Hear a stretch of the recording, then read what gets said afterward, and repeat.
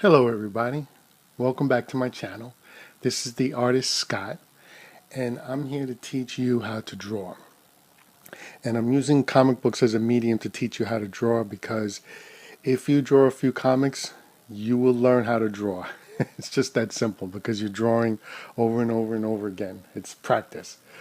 So I chose that because there's also other little bits involved in there, which is kind of fun, I think, other than just drawing. Although drawing is a lot of fun to me.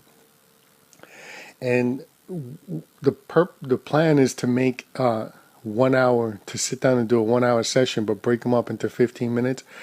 Post the 15 minutes, one per day. If I don't get that done, it's most likely either not enough time or technical difficulties. But that's the goal. The goal is for a 15-minute video to be posted every day, for you to see, for you to work on your artwork.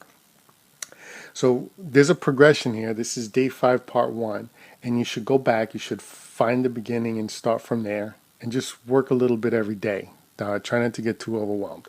Eventually, I want to take all these videos and edit them down so they're shorter. Instead of 1 hour segments, 5 days, which is 5 hours, I'll break it down a little bit better than that and edit them out a little bit better. In either case, for right now, this is what we're doing. We're just live. It's you and me across the dining room table making comics and learning how to draw. And today we're going to focus on, we're still on the human figure, and today we're going to focus on action, which is what this character's doing here. He's kind of jumping through the streets. And then we have foreshortening, which is her arms in here, and how we're going to work on how to make that look the way it does. And let me start with action. I wanted to let you know that if you're doing, let's say you're not, like right now I'm kind of doing superhero stuff. You don't have to do superheroes. You do what it is you feel most comfortable with.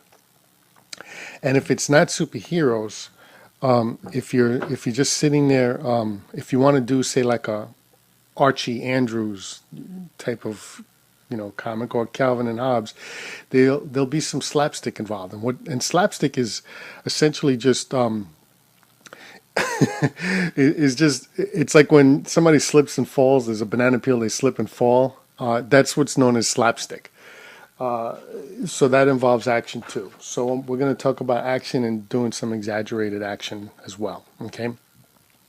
Now I'm gonna let's say we're talking about a guy who's about to throw a punch. Okay. And he's standing there. He's got his arm is coming forward, right?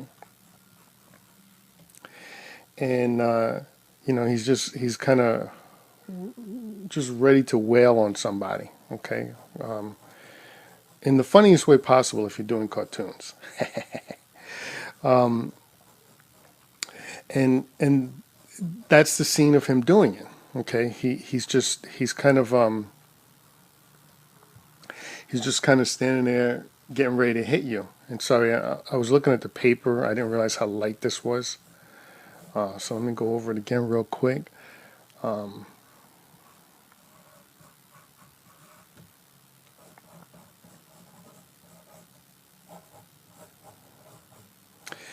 And there he is. He's just standing there. He's getting ready to hit somebody. He's swinging his fist to hit the person. And what I want to say is, what you want to do is you want to exaggerate this as much as possible, and you kind of want to bring him, like down here, okay? And it's like after he's thrown his punch.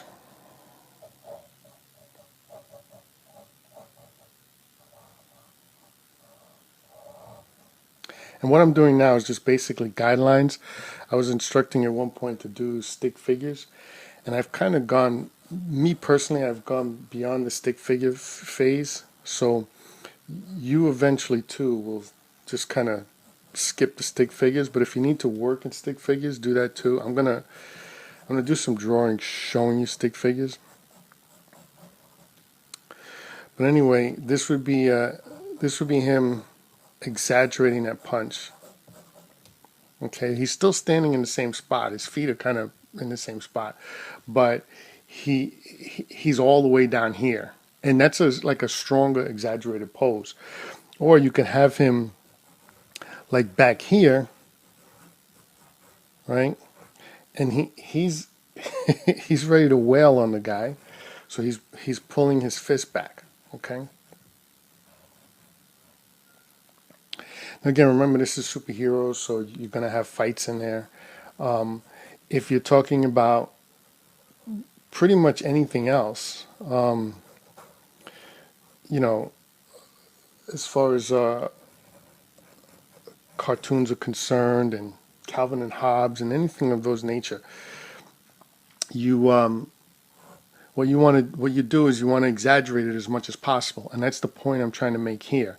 You have choices. There are poses in between, but the ones on the extreme end are better than the ones in the middle. Okay, just to give you an idea of that. And I also wanted to let you know that, again, I was going with the stick figures earlier. I showed you on the previous day, stick figures. Well, here, what you want to do is you want to try to catch the essence of the pose. Okay, so if you've got somebody, and let's say he's well, I hate to use punches all the time, but let's say he's a superhero and he's throwing a punch. Okay, you kind of catch a gesture, all right, and then this would be his hand, his fist here, his arm here, his hand here, and then his chest is here, right? He's standing here, and he's got his fist sticking out here, and then he's like this, and let's throw his leg up like this.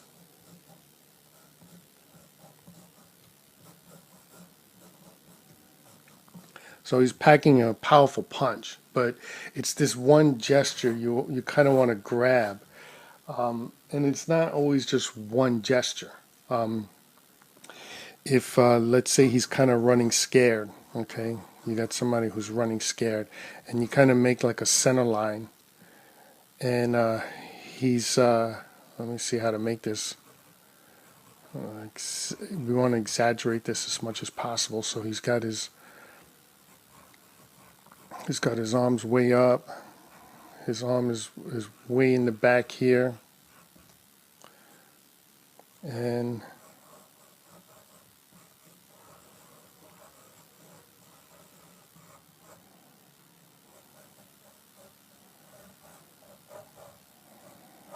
it kind of follows the flow a little bit here. We got that one gesture going. So you kind of want to catch that gesture and move it from there to kind of get your action poses. And there's work to be done. This arm isn't quite right. It should probably be more down here. I was trying to exaggerate it, but you get the idea, right? When it comes to gestures, and this is something you'll need to practice on for a while. And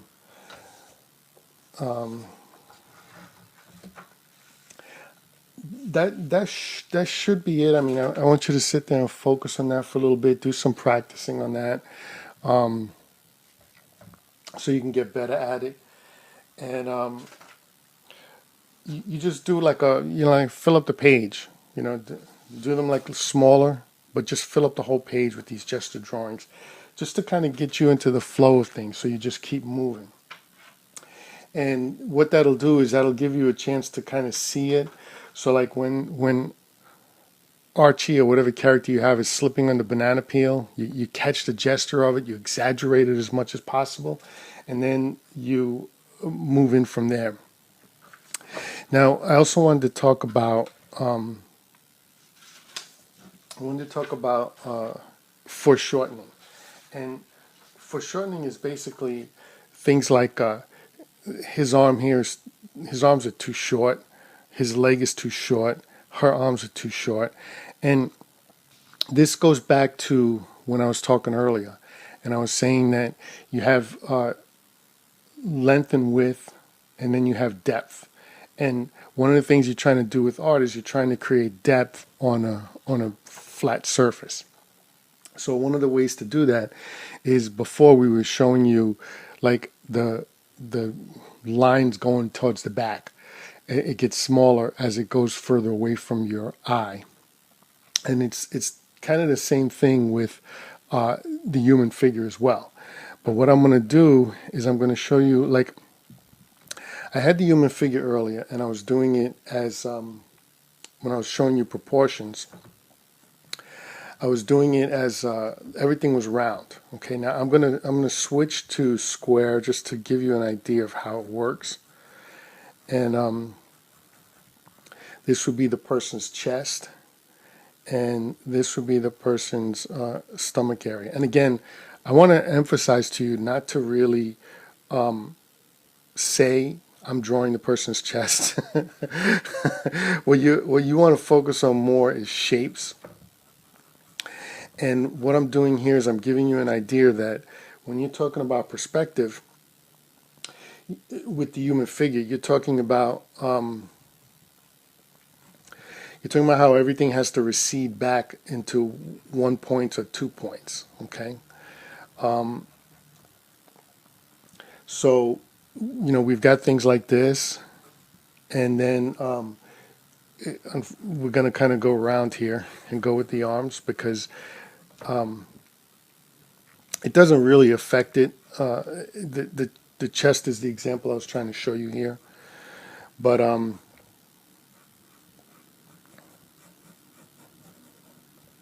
you can put stuff like this. You could practice this to get an idea on what perspective is when it comes to the human figure. Okay.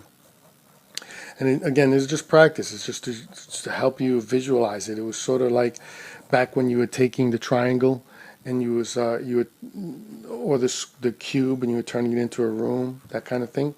That's what this is. This is just practice to get you there. So the way it works is that all these lines kind of go back to a point off the page over here, way up over there. And that would be, you want to practice that a lot from different angles. This is us looking down, so you want to practice looking up, in which case the chest would look more like this. And then you would just continue the drawing from there.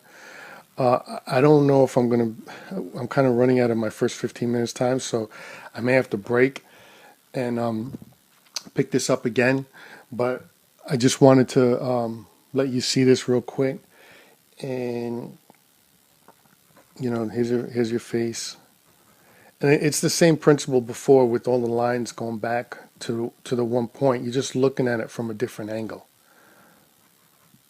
Okay.